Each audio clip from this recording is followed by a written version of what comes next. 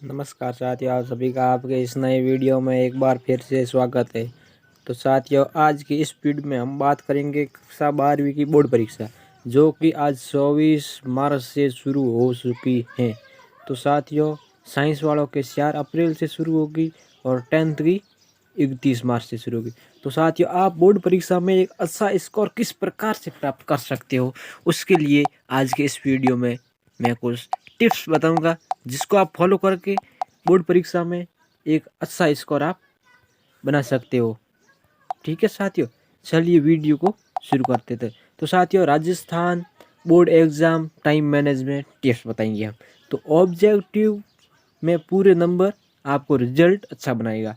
Expert से जाने तो पेपर सॉल्व करने का आसान तरीका, जो कि हम इस वीडियो में आगे आपको बताएंगे। साथियों, पहली बात है कि आप एग्ज़ाम से पहले अच्छे से नींद ले और तनाव को कम करने से टिप्स हमको यहाँ पर बताएंगे, जो कि आगे आपको वीडियो में मिलेंगी।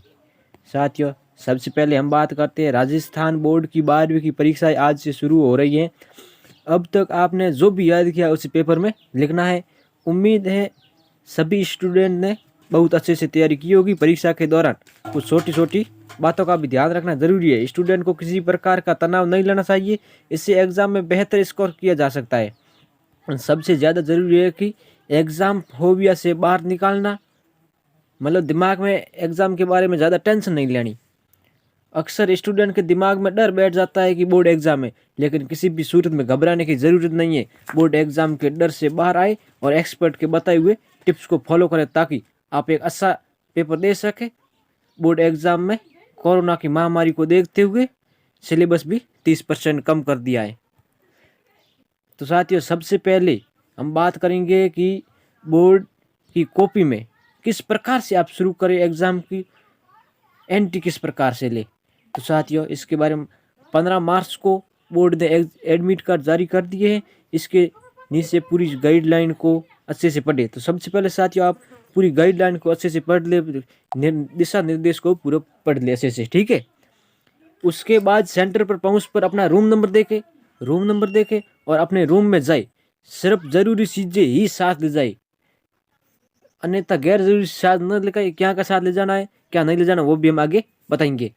ऐसी चीजें साथ न ले जाए जिसे आपको परीक्षा हॉल से बाहर छोड़ना पड़ता है। तो साथियों, इससे कीमती चीजें बाहर छूटने से छात्र का ध्यान होता है ना, ध्यान भटक जाता है, ध्यान उस कीमती चीज पर जाता है कि वो मेरी बाहर पड़ी है। तो इसलिए आप कीमती चीज बाहर न छूटे, उस चीज के परीक्षा के बाद सही से मिलने की सोच के कारण दिमाग भटक जाता है और शांत दिमाग से परीक्षा दे। साथियों, परीक्षा में तनाव किस प्रकार से कम करें, तनाव कम करने के कुछ टिप्स।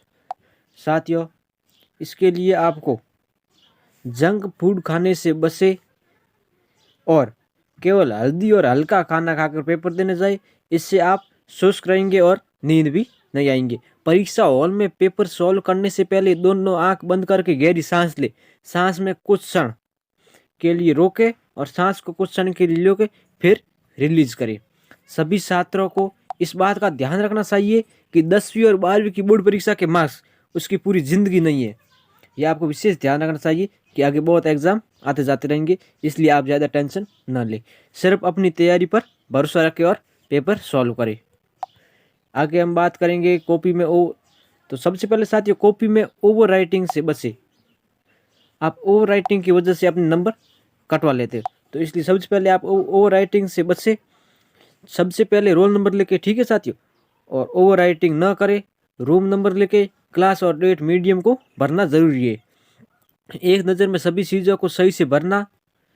कॉपी के पेज देखे, कॉपी कहीं से कटी फटी तो नहीं है, धागे धागे तो नहीं निकल रहा है, इसलिए समय से पहले पहुँचे और अपनी कॉपी वॉपी सब ठीक से देखे। दिशा निर्देश भी आप पढ़े पहले।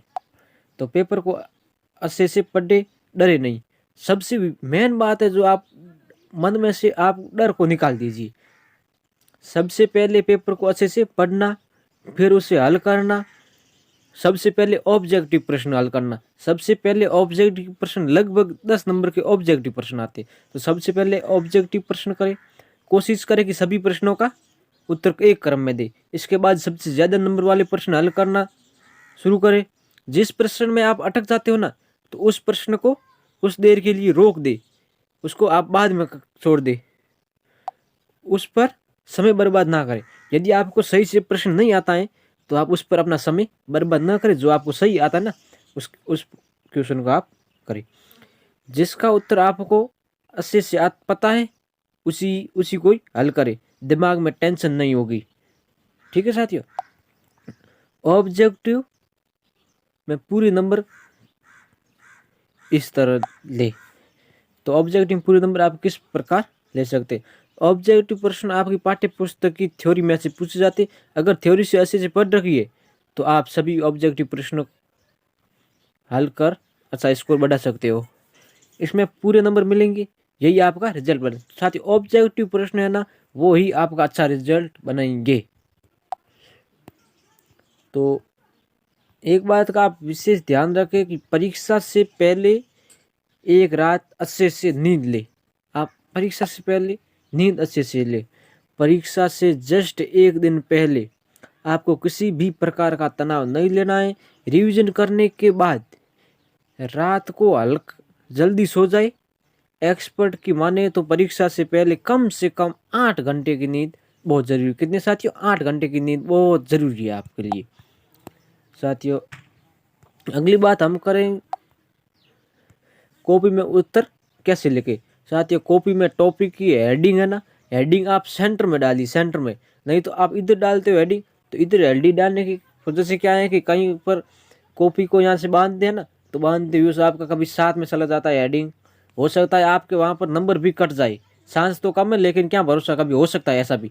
इसलिए आप हेडिंग को सेंटर में लेके कॉपी के बाएं तरफ लिखने से कॉपी बांधने या स्टेपन करने पर वह सिप जाता है। ऐसे में उसके मार्क्स पर असर पड़ता है। इसलिए कॉपी के सेंटर में हेडिंग लिखें। हेडिंग और सब हेडिंग का ध्यान रखें। आप क्या हेडिंग लिख रहे हो और हेडिंग के बाद आप लगे, उन दोनों का ध्यान रखें। नहीं तो आप दोनों को एक मिलता जुलता लिखोगे, फिर क्या पता चलेगा इसने क्या लिखा है। इसलिए आप हेडिंग और सब हेडिंग का ध्यान रखें। रफकारी के लिए बार बार आप फिर से पेज न पलटें। उस कॉपी की सबसे नीचे भी कर सकते, लेकिन उस पर एक बार आप नोट जरूर लिख लेना। ठीक है साथियों, रफकारी का ध्यान रखें, बार बार पीछे न जाए। रफकारी नीचे लिखे, लेकिन उस वर्क पर नोट आप जरूर लिखें। टाइम मैनेजमेंट ले। ठीक है साथियों, परीक्षा का समय या 3 घंटे नहीं, 2 घंटे और 45 मिनट है इस बार। ठीक है साथियों, परीक्षा समय 2 घंटे और 45 मिनट होगा। इसलिए तय समय पर पेपर सॉल्व करने का मैनेजमेंट आना जरूरी है। आपको किस प्रकार से आप क्वेश्चन को हल करेंगे, तब जाकर आप 2 घंटे और 45 मिनट में पूरा पेपर हल कर पाएंगे। इसलिए सबसे पहले आपको टाइम मैनेजमेंट बहुत ज़रूरी है। इसलिए आपको प्रश्न नहीं आ रहे हैं, सबसे लास्ट में हल करें। जो प्रश्न नहीं आ रहे हैं ना, लास्ट में हल करें। अगर समय बच जाए तो उस प्रश्न से संबंधित आपको जो कुछ भी आ रहा है ना, वो कॉपी में जरूर लिखें। यदि आपको क्वेश्चन नहीं आ रहा है, लेकिन उससे संबंधित थोड़ा बहुत भी आ रहा है, तो आपके पास टाइम है, तो आप लास्ट में उसको जरूर कर, उसके बारे में क्वेश्चन को जरूर लिखें। कोशिश करें कि सारे प्रश्न अटेंड करें, सारे के सारे प्रश्न आप अटेंड करें। पेपर सॉल्व करने के बाद सबसे लास्ट में एक लाइन खींचकर, आप पेपर पूरा हो गया तो आप लास्ट में एक बार समाप्त जरूर लिखना। ठीक है साथियों, समाप्त लास्ट में एक लाइन खींच कर समाप्त लिखना।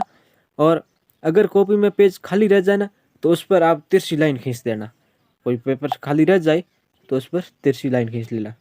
और परीक्षा कक्ष में ये चीज़ें बैन रहेगी। तो साथियों, क्या क्या आपको साथ में नहीं ले जाना है, वो हम आपको यहाँ पर बता दें। तो परीक्षा के दौरान सिर्फ जरूरी सामग्री अपने साथ ले जाए। किसी से भी कुछ बोर्ड एग्जाम में लेने की अनुमति नहीं है। साथियों, अपना सामान अपना खुद साथ में ले जाए, दूसरे के पास से लेने की अनुमति नहीं है। टेबल पर सामान फैलाकर न रखे। एग्जाम हॉल में calculator, mobile phone, pager, digital diary या कोई भी इलेक्ट्रॉनिक डिवाइस न ले जाए। तो साथियों, ये आपको बातों का विशेष ध्यान रखना है। और इन सब सभी बातों का आपको विशेष ध्यान रखना है, तभी आप बोर्ड में एक अच्छा स्कोर बना सकते हो।